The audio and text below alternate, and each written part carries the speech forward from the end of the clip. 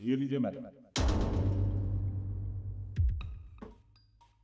गोपाल जी, क्या है ये सब? ये बेल्ट किस लिए? मैडम बेल्ट इसलिए दिया हो कि चाहे आप इससे मुझे जितना पीट लो, लेकिन मुझे 50,000 रुपए की मदद कर दो मैडम। दिमाग खराब हो गया है तुम्हारा? ये क्या हरकत है तुम्हारी? तुम मेरे मेरे सामने ये चाय के साथ बेल्ट दे रहे हो? मैडम मुझे 50,000 रुपए की जरूरत है और आप चाहो तो मुझे जितना पीट लो, लेकिन मुझे 50,000 रुपए की मदद कर दो मैडम। देखिए, मैंने कल भी आपसे पूछा था कि जब तक आप मुझे रीजन नहीं बताएंगे कि आपको ये पैसे किस लिए चाहिए, मैं आपको एक भी पैसा नहीं दूंगी। समझे आप?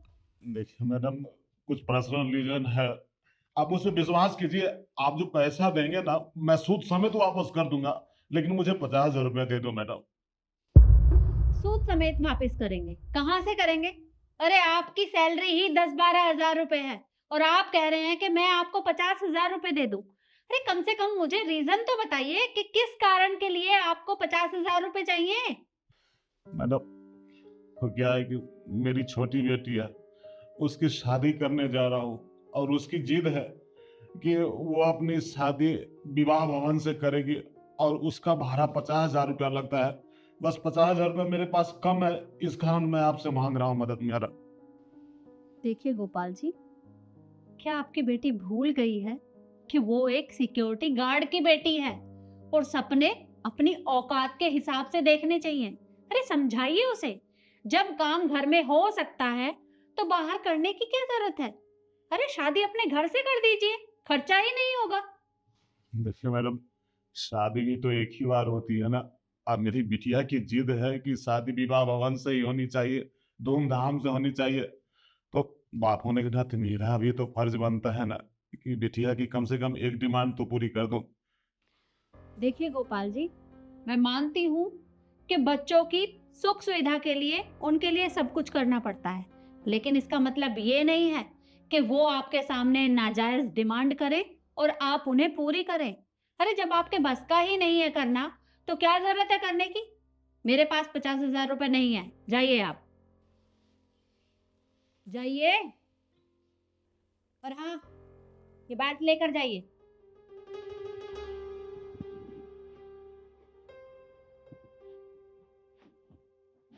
हाँ बेटा, बोलो, किस लिए फोन किया? माँ, मेरे को ना आईफोन चाहिए था।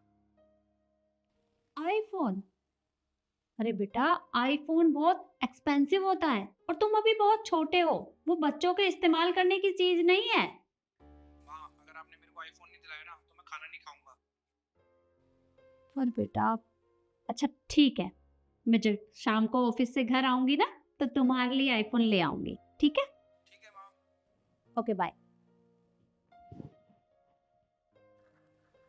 Good morning madam. Good morning काका। मैडम ये आईफोन कितने का आता है? होता तो महंगा ही है, लेकिन आप क्यों पूछ रहे हो? आप रहने दो। मैडम बस ऐसे कीमत जानना चाहता हूँ। अंकल बहुत महंगा होता है, कम से कम 1.5 लाख रुपए का। 1.5 लाख? जी।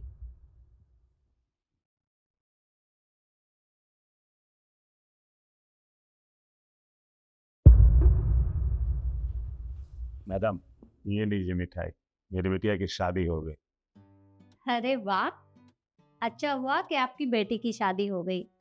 वैसे देखा ना आपने, बेटे की शादी घर से ही हो गई, आपके 50 हजार रुपए बच गए। नहीं मैडम, मैंने अपनी बिटिया की शादी विवाह भवन से किया, बहुत धूमधाम से।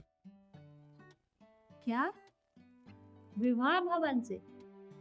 पर आपके पास तो पैसे ही नहीं थे, फिर आपने अपनी बेटी की शादी कैसे की? क्या घर बेच दिया है या फिर किसी से पैसे उधार लिए हैं? ना ना मैडम, ना ही घर बेचा है और ना ही किसी से पैसे उधार लिए। है कुछ बड़े लोग जिन्होंने मेरी मदद की। धन्यवाद। एक मिनट गोपाल जी, क्या मैं जान सकती हूँ कि वो बड़े लोग कौन हैं जिन्होंने आपकी मदद की?